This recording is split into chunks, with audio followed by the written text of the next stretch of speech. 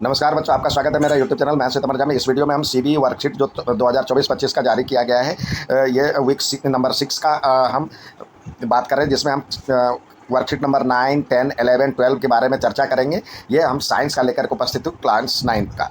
हमारा जो आज का टॉपिक है वो जो ये दिया हुआ है वर्कशीट, इसको आपको पढ़ना है एक बार और पढ़ करके इस पर आंसर देना है। तो देखिए, ध्वनि कंपित वस्तुओं द्वारा उत्पन्न होती है। ये एक्टिविटी दिया हुआ है। एक धातु की प्लेट लीजिए, इसमें सुविधाजनक स्थान पर इसे लटकाइए और किसी दीवार को न छुए। अब इस पर किसी छड़ी से चोट मारिए, क्या आपको कोई ध्वनि सुनाई पड़ती है? प्लेट अथवा कढ़ाई को धीमे से अपनी उंगली से छूकर देखिए, क्या आपको कंपन का अनुभव करते हैं? दूसरा गतिविधि है, धातु की एक थाली लीजिए, उसमें कुछ जल डालिए, एक चम्मच से उसमें किनारे पर आघात कीजिए। क्या आप ध्वनि सुन पाते हैं? थाली पर पुनः आघात कीजिए, तब उसे छूकर देखिए, क्या आप थाली का कंपित होना अनुभव करते हैं? थाली पर पुनः आघात कीजिए, जल की सतह को देखिए, क्या वहाँ पर कोई तरंगे देख पाते हैं? अब थाली को पकड़िए, आप जल की सतह पर क्या परिवर्तन देखेंगे? क्या आप इस परिवर्तन की व्याख्या कर सकते हैं? इसमें वस्तु के कंपनों की ध्वनि के साथ जोड़ने का कोई संकेत मिलता है?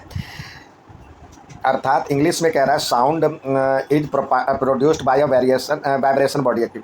Take a metal plate, hang it at convenient place in such a way that is does not touch any wall. Now strike it with a stick. Touch the plate or pen gently with your finger. Do you feel the vibration? दूसरा activity कह रहा है, take a metal dish, pour water in it. इसमें पानी डालिए और उसमें आपको कह रहा है जो कि एक चम्मच से उस पर चोट कीजिए, इस पर ऐसे ऐसे मारिए। तो आप क्या साउंड उसमें देखेंगे? सुनाई दे रहा है। और जब साउंड दे रहे हैं तो इसमें आपको इसमें थाली में कुछ आपको वाइब्रेशन नज़र आ रहा है। अब स्ट्राइक अ डिश अगेन। अब can you feel dish vibrating? अब कह रहा है जो कि strike the dish again, look at the surface of water. उसमें जो पानी में इस पर मारते रहिए, चम्मच मारते रहिए, तो देखेंगे जो कि उसमें आपको पानी के ऊपर लहरें या तरंगें आपको दिखाई देगी। Now hold the dish. अब उस थाली को पकड़ लीजिए, तो आप क्या देखेंगे उसमें क्या बदलाव आ रहा है उसके सरफेस पे। अब उस पर आधारित कह रहा है जो कि देखिए, we see that vibration object produce sound. In some cases the vibration are easily visible to us, but in most cases their amplitude is so small that we can not see them, however we can feel them.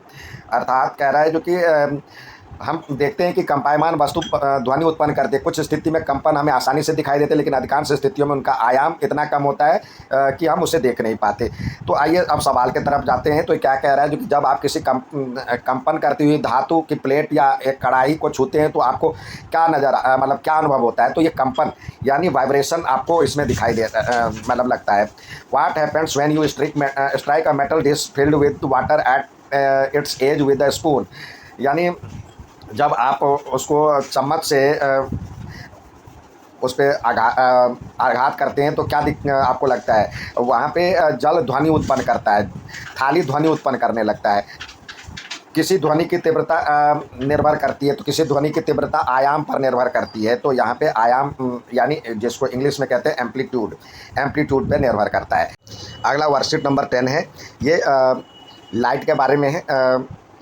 तो एक बार पढ़े जरूर। Eyes along can not see any object, it is only when light forms an object that enter your eye we see the object. अर्थात कह रहा है जो कि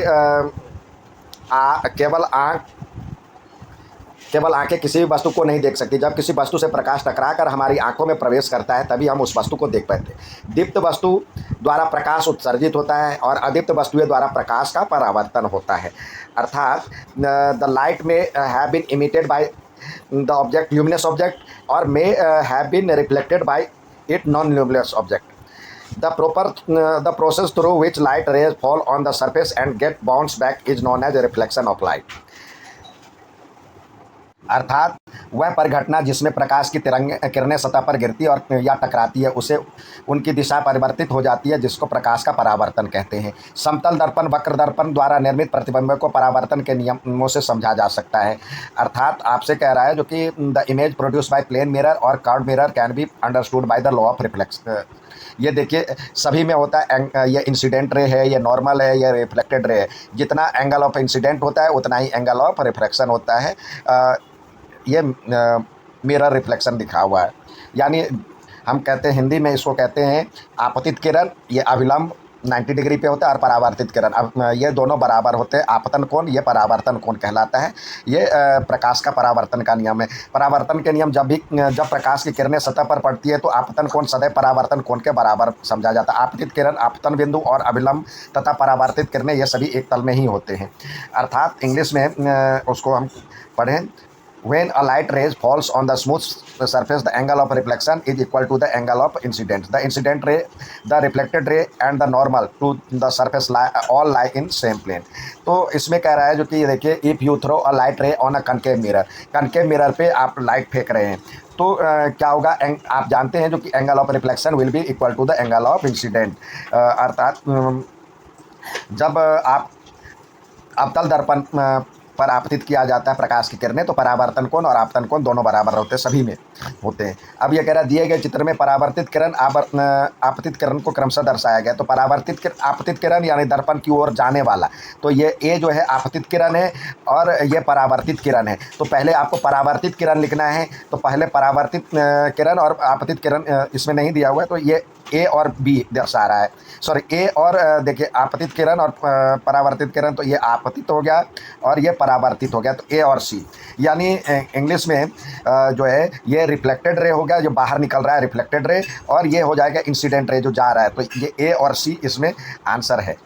कह रहा है if the angle of incident is 60 degree, इन एंगल ऑफ इंसिडेंट 60 डिग्री है, the angle of reflection and the normal will be, अर्थात आपतन कोण 60 डिग्री है तो परावर्तन कोण भी 60 डिग्री का होगा और अभिलंब जो होता है 90 डिग्री का होता है। तो 60 और 90 जो कि ऑप्शन नंबर ए में दिया हुआ है। इंग्लिश में रिफ्लेक्शन रे और नॉर्मल जो होगा वो ये होगा। अब आइए नेक्स्ट देखते हैं। यहाँ पे किशोरावस्था से संबंधित भ्रांतियाँ और असत्य अवधारणा को चुनौती देना है। भ्रांतियाँ और असत्य अवधारणा करें और न करें, ऐसी बहुत सी असत्य अवधारणाएं प्रचलित है जिन्हें आपको जानकर किशोर होने के नाते छोड़ना चाहिए। उदाहरण के लिए किशोरों के शारीरिक परिवर्तन संबंधी अनुभवों को लेकर अनेक भ्रांतियां और असत्य अवधारणाएं हैं। इसमें से कुछ को नीचे दिया जा रहा है। अब आप इस संबंध में तर्क प्रस्तुत कर सकते हैं। यह मिथ अथवा असत्य अवधारणा है जिसका कोई आधार नहीं है। अर्थात इंग्लिश में माइट्स, टेबोज, डू और do nots, there are many wrong notation which you should know be able to discard as informed adolescents. For example, there are myths and taboos regarding bodily changes that adolescents experiences. Some of these are given below and you can now argue why these are myths are not facts. जैसे कह रहा है, a girl become pregnant if she look at boy during menstruation. अर्थात कह रहा है जो कि ऋतुस्राव के समय यदि कोई लड़की किसी लड़के को देखती है तो वह गर्भवती हो जाती है। तो ये गलत है। संतान में लिंग के लिए माँ उत्तरदायी है, ये गलत अवधारणा है। A mother is responsible for sex of her child. तीसरा है, a girl should not be allowed to work in the kitchen during menstruation. अर्थात ऋतुस्राव की अवस्था में लड़की को रसोई का काम करना निषिद्ध है, मना किया गया है। लड़कियां लड़कों की जितनी बुद्धिमान नहीं होती है। अर्थात girls are not be as intelligent as boys.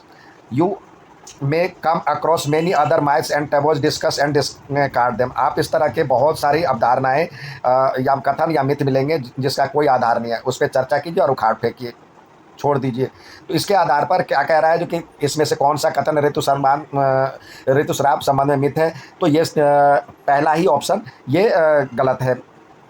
यदि कोई लड़की ऋतुस्राव के दौरान लड़कों को देखती है तो वह गर्भवती हो जाती है, ये कथन गलत है, यानी ये ऑप्शन गलत है। दूसरा, why is statement the mother is responsible for sex for her child considered as myth, क्योंकि आपको पता है जो कि ये फादर में ही जो सेक्स क्रोमोजोम पाया जाता है जिसमें सेक्स डिटर्मिनेशन का ये पाया जाता है, माता में नहीं पाया जाता है। तो ये आपको पता है, केवल पिता का आनुवंशिक योगदान ही संतान का लिंग धारण करता है। अब अगला है, लड़कियां लड़कों जितनी बुद्धिमान नहीं होती है, यह कथन असत्य क्यों है? तो बुद्धि का निर्धारण लिंग से नहीं होता, ये पहला सही है। बुद्धि का निर्धारण जो होता है ये लिंग से या सेक्स, इस पे intelligence is not determined by gender. Next देखते हैं, अगला है संसाधनों का विवेकपूर्ण उपयोग। कोयला और पेट्रोलियम जैसे प्राकृतिक संसाधन बहुत तेजी से समाप्त हो रहे हैं और एक बार ये समाप्त हो जाए तो हम ऊर्जा के अन्य स्रोतों पर निर्भर निर्भर रहना पड़ेगा। तो इसके लिए दिया हुआ, इसलिए हम, यह बहुत आवश्यक है हम मनुष्य ऐसे तरीके से कार्य करें जिसमें प्राकृतिक संसाधनों का संरक्षण सुनिश्चित हो सके। अर्थात कह रहा है natural resources like coal petroleum are depleting at very fast rate and once they are depleted we will have to depend on other sources of energy. Therefore it is very necessary for us human to act in a way that ensure the conservation of natural resources. Five things that can be doing to conserve natural resources as follows: using water judiciously via using less water during day to day activities. अर्थात दैनिक गतिविधियों में कम जल का उपयोग करके विवेकपूर्ण तरीके से जल का उपयोग करना। जब उपयोग में न हो तो लाइटें बंद कर दे। अर्थात जब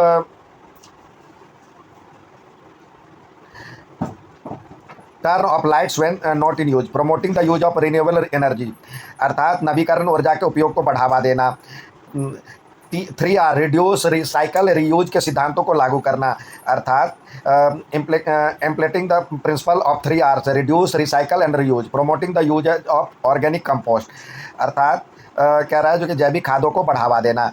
तो रीयूज मतलब रिड्यूस रीयूज और रिसाइकल के बारे में दिया हुआ। तो इसमें दिया हुआ है जो कि निम्नलिखित में से कौन सी क्रिया जल संरक्षण में सहायक है। दांत साफ करते समय जल का खुला छोड़ देना, लंबे समय तक स्नान करना, दैनिक गतिविधियों में कम पानी का उपयोग करना, ये आपका सही ऑप्शन है। कम से कम पानी का यूज करेंगे तो तभी वो बच पाएगा। using less water during day to day activities. Why is important to turn off light when it not in use to save electricity and conserve energy के बारे में यह बताया गया है। अर्थात बिजली बचाने और ऊर्जा संरक्षण के लिए। अगला कह रहा है निम्नलिखित में से कौन सा नवीनीकरण ऊर्जा के उपयोग का उदाहरण है। बिजली उत्पन्न करने के लिए सौर पैनलों का उपयोग करना, यानी ये नवीकरणीय संसाधन का यूज है, ये नवीकरण हो सकता है। अर्थात using solar panel to generate electricity. ये था साइंस का वर्कशीट। उम्मीद है समझ में आएगा। अच्छा लगे तो लाइक सब्सक्राइब शेयर जरूर करें। धन्यवाद।